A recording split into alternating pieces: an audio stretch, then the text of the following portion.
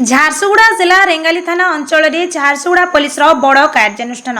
रेंगाली थाना अंतर्गत कदम घाट माँ घंटेश्वरी मंदिर निकट में पुलिस एवं अपराधी मध्य गुली विनिमय होईछि। पुलिस एनकाउंटर रे जड़े दुर्दांत अपराधी गुरुतर आहत होइतिबा बेले तार अन्य सहयोगी माने घटनास्थल फेरार हो जाइछन्ति। आहत अपराधी जनक ब्रजराजनगर गांधी चौक अंचल जय चौहान बोली जना पड़ी।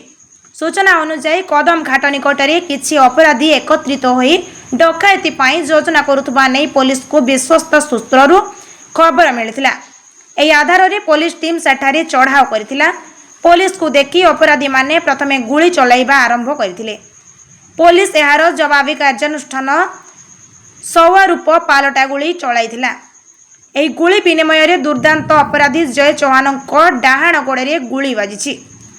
फल से सेठारे टली पड़ते पुलिस ताकू गुरुतर अवस्था उद्धार करी जिला मुख्य चिकित्सालय रे भर्ती करिछि।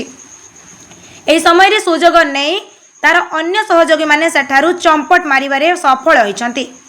फेरार अपराधी माननकु धरिबा पई पुलिस पक्षरु स्थानीय अंचल रे नाकाबंदी करा जाय सर्च ऑपरेशन जोरदार करा जायछि। पुलिस सूत्ररु मिलतिबा सूचना अनुसार आहत जय चौहान जड़े पेशादार अपराधी एवं ता नाम रे विभिन्न थाना 10 रु अधिक संगीन मामला रही।